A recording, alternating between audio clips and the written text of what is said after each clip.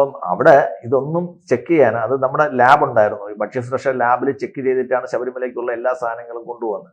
മുമ്പൊരിക്കൽ കോടിക്കണക്കിന് കിലോ അരവണ കളയേണ്ടി വന്ന ഒരു കാര്യം നമ്മൾ ഓർമ്മിക്കണം.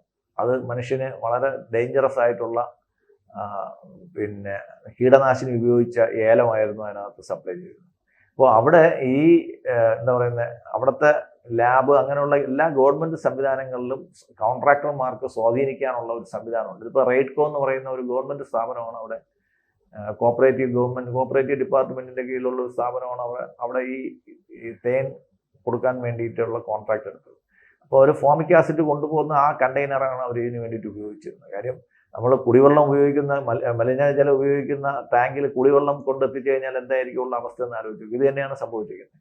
ഇതുകൊണ്ട് ഈ തേൻ കൊണ്ട് അഭിഷേകം ചെയ്തത് കൊണ്ട് വിഗ്രഹത്തിന് എന്തെങ്കിലും കേടുപാട് ഉണ്ടായിട്ടുണ്ടോ എന്ന് പോലും നമുക്ക് സംശയിക്കേണ്ടിയിരിക്കുന്നു. കാര്യം ഇത് വളരെ പവർഫുൾ ആയിട്ടുള്ള ആസിഡാണ് ഈ കണ്ടെയ്നർ. ഇത് എത്ര ക്ലീൻ ചെയ്ത് കഴിഞ്ഞാൽ ഇത് നിർമ്മിക്കുന്നത് തന്നെ ഒരു പ്രത്യേക പർപ്പസിനാണ് നിർമ്മിക്കുന്നത്. അത് മാറ്റിയിട്ട് വേറൊന്നും ചെയ്യാൻ പറ്റത്തില്ല. ഇപ്പോൾ പാല് കൊണ്ടുപോകാനുള്ള കണ്ടെയ്നറിൽ പാല് മാത്രം അതിന് വേണ്ടിയിട്ടാണ് ഡിസൈൻ ചെയ്യുന്നത്. അതിനകത്ത് പാല് മാത്രമേ കൊണ്ടുപോകാൻ പറ്റുള്ളൂ. വെള്ളം കൊണ്ടുപോകുന്ന അങ്ങനെ ഓരോന്നും ഡിസൈൻ ചെയ്യുന്നതാണ്.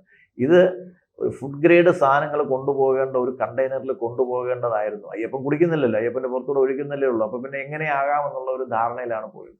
ഇത് ദേവസ്വം ബോർഡ് ഉദ്യോഗസ്ഥന്മാർ, പിന്നെ മേൽശാന്തി, തന്ത്രി, ഇവരെല്ലാം അറിഞ്ഞിട്ട് തന്നെയാണ് ശബരിമലയിൽ ഇതെല്ലാം നടക്കുന്നത്. അപ്പം ശബരിമല ഇതിനൊരു പരിഹാരം എന്ന് പറയുന്നത്, ശബരിമലയ്ക്ക് ഇപ്പം തിരുപ്പതിക്ക് സ്വന്തമായിട്ടൊരു സംവിധാനം ഉണ്ടായിട്ട് പോലും അവിടെ വരുന്ന ലഡുവിൽ ഉപയോഗിച്ച മാലിന്യങ്ങളും മറ്റു കാര്യങ്ങളെല്ലാം ഇപ്പോൾ പുറത്തു വന്നുകൊണ്ടിരിക്കുകയാണ്. വീണ്ടും പുതിയ വിവാദങ്ങൾ പുറത്തു വന്നുകൊണ്ടിരിക്കുകയാണ്. അപ്പം അമ്പലവുമായിട്ട് ബന്ധപ്പെട്ട കാര്യങ്ങളിൽ വിശ്വാസികളുടെ മേൽനോട്ടം ഇല്ലെങ്കിൽ സർക്കാർ ഉദ്യോഗസ്ഥന്മാർ അവർക്ക് തോന്നിയത് എന്തും ചെയ്യുമെന്നുള്ളതിന് ഏറ്റവും നല്ലൊരു തെളിവാണിത്.